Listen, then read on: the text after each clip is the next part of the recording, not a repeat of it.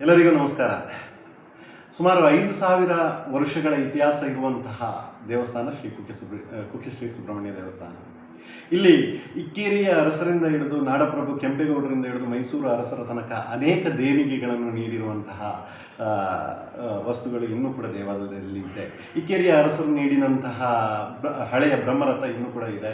ಹಾಗೆ ನಾಡಪ್ರಭು ಕೆಂಪೇಗೌಡರು ಅವರ ಗಂಡು ಮಕ್ಕಳ ಸಂತಾನಕ್ಕಾಗಿ ದೇವಸ್ಥಾನದಲ್ಲಿ ಬಂದು ದೇವರ ಎದುರು ಪ್ರಾರ್ಥನೆ ಮಾಡಿ ಆ ಗಂಡು ಸಂತಾನ ಹುಟ್ಟಿದ ನಂತರ ಅವರ ಬೆಂಗಳೂರಿನ ಒಂದು ಗ್ರಾಮವನ್ನೇ ದತ್ತಿ ನೀಡಿ ಅದಕ್ಕೆ ಸುಬ್ರಹ್ಮಣ್ಯಪುರ ಎಂಬ ಹೆಸರನ್ನು ನೀಡಿ ಅದರ ಆದಾಯವನ್ನು ಪೂರ್ತಿಯಾಗಿ ಕುಕ್ಕೆ ಶ್ರೀ ಸುಬ್ರಹ್ಮಣ್ಯ ದೇವರ ಅಭಿಷೇಕಕ್ಕೆ ವಿನಿಯೋಗಿಸಲು ನೀಡಿದಂತಹ ಇಂಥ ದೇವಸ್ಥಾನದಲ್ಲಿ ಇತ್ತೀಚೆಗೆ ಏನಂತ ಹೇಳಿದರೆ ಹಿಂದೂ ಧಾರ್ಮಿಕ ದತ್ತಿ ಇಲಾಖೆಯ ಪ್ರಕಾರ, ಕಾನೂನಿನ ಪ್ರಕಾರ ಅನ್ಯಮತೀಯರಿಗೆ ಇಲ್ಲಿ ಕೆಲಸ ಮಾಡಲಿಕ್ಕಾಗಲಿ ಇಲ್ಲ ಅಂತ ಹೇಳಿದರೆ ದೇವಸ್ಥಾನದಲ್ಲಿ ಜಾಗದಲ್ಲಿ ನಡೆಯುವಂತಹ ಧಾರ್ಮಿಕ ಸಭೆಗಳಿಗೆ ಭಾಗವಹಿಸಲಿಕ್ಕೆ ಅವಕಾಶ ಇಲ್ಲ ಅಂತ ಒಂದು ಕಾನೂನಿದೆ.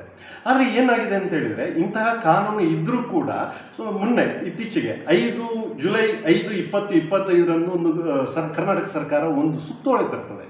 ಏನಂತ ಹೇಳಿದರೆ ಇದರ ಪ್ರಕಾರ ಈ ಧಾರ್ಮಿಕ ದತ್ತಿ ಇಲಾಖೆಗಳಿಗೆ ಒಳಪಡುವ ದೇವಾಲಯಗಳಲ್ಲಿ ಅಂತಹ ದೇವಾಲಯಗಳಲ್ಲಿ ಏನಂತ ಹೇಳಿದರೆ ಆಗಮ ಸಂಪ್ರದಾಯಕ್ಕನುಗುಣವಾಗಿ ಯಾವುದೇ ಒಂದು ಕಾರ್ಯಕ್ರಮ ನಡೆಯುತ್ತಿದ್ರೂ ಕೂಡ ಈ ರಾಜತಾಂತ್ರಿಕ ಅಥವಾ ಶಿಷ್ಟಾಚಾರವನ್ನು ಮಾಡಿ ಅದನ್ನು ಜಿಲ್ಲಾಧಿಕಾರಿಗಳ ಹತ್ರ ಅನುಮೋದನೆ ಪಡೆಯಬೇಕು ಅಂತೇಳಿ ಒಂದು ಸುತ್ತೋಲೆಯನ್ನು ಹೊರಡಿಸಿದ್ದಾರೆ.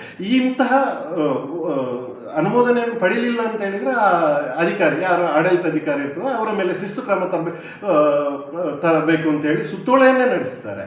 ಇಷ್ಟರವರೆಗೆ ಇಲ್ಲದ ಇಂತಹ ಶಿಷ್ಟಾಚಾರ ಇಲ್ಲಿ ಅಗತ್ಯ ಇತ್ತೆ.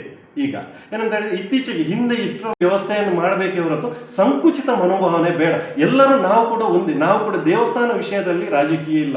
ಏನೇ ನೀವು ಒಳ್ಳೆಯದು ಮಾಡೋದಿದ್ರೆ ಖಂಡಿತ ನಾವು ಕೂಡ ಬೆಂಗಾವಲಾಗಿ ನಿಲ್ತೇವೆ. ಅದು ನಮ್ಮಲ್ಲಿರುವ ಯಾವುದೇ ವಿಷಯದಲ್ಲಿ ಕೂಡ ಸಪೋರ್ಟ್ ಮಾಡಲಿಕ್ಕೆ ರೆಡಿ ಇದ್ದೇವೆ. ದೇವರ ಫಸ್ಟ್ ಇಲ್ಲಿ ಮತ್ತೆ ಎಲ್ಲ ನಾವು ನೆಕ್ಸ್ಟ್ ದೇವರುಗಳನ್ನು ಬಿಟ್ಟು ನಾವು ಯಾರು ಇಲ್ಲ. ಇಲ್ಲಿ ರಾಜಕೀಯದ ಅಗತ್ಯ ಇಲ್ಲ. ಎಲ್ಲವನ್ನು ರಾಜಕೀಯ ಬಿಟ್ಟು ಹಿಂದಿನಿಂದ ಏನು ನಡ್ಕೊಂಡು ಬಂದಿದೆ ಅದೇ ಪದ್ಧತಿಯನ್ನು ಮುಂದುವರಿಸುವ.